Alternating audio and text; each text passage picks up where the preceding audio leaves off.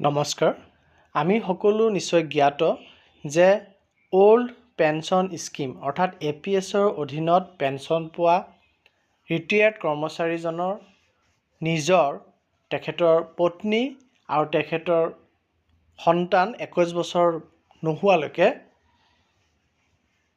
তেওঁলোকে কিবা বেমাৰত ভুগিলে তাৰ মেডিকেল ট্ৰিটমেণ্ট হ'লে সেই ট্ৰিটমেণ্টৰ বিল সাবমিট কৰি পেলাই মেডিকেল ৰিইম্বাৰ্সমেণ্ট পোৱাৰ ব্যৱস্থা আছে।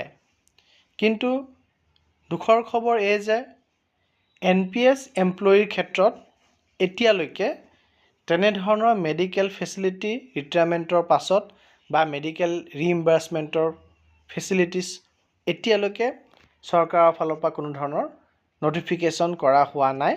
গতিকে বৰ্তমানলৈকে এনপিএছত পেনশন পোৱা বিষয়া কৰ্মচাৰীয়ে কিবা বেমাৰত ভুগিলে বা তেওঁলোকৰ চিকিৎসালয়ত এডমিশ্যন হ'বলগীয়া হ'লে ট্ৰিটমেণ্ট হ'বলগীয়া হ'লে তাৰ বিলৰ ৰিইম্বাৰ্সমেণ্ট পোৱাৰ ব্যৱস্থা চৰকাৰৰ ফালৰ পৰা এতিয়ালৈকে কৰা হোৱা নাই।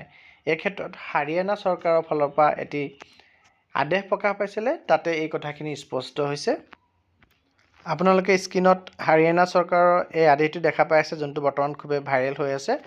আৰু ইয়াতে আপোনালোকে শেষৰ পেৰাগ্ৰাফটোত যদি চাই তেতিয়া দেখা পাব যে सूचित किया जाता है कि एनपीएस स्कीम में नियुक्त कर्मचारियों के सेवानिवृत्ति उपरांत चिकित्सा प्रतिमूर्ति बिल की अदायगी हेतु कोई भी पॉलिसी सरकार द्वारा नहीं बनाई गई है।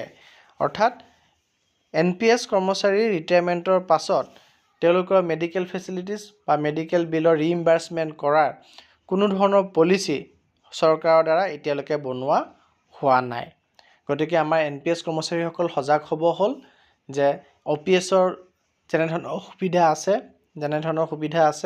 সেই তেনেধৰণৰ সুবিধা যাতে আমাৰ এনপিএছ কৰ্মচাৰীসকলেও পায় তাৰ কাৰণে চৰকাৰলৈ দাবী উত্থাপন কৰিব লাগে। ধন্যবাদ।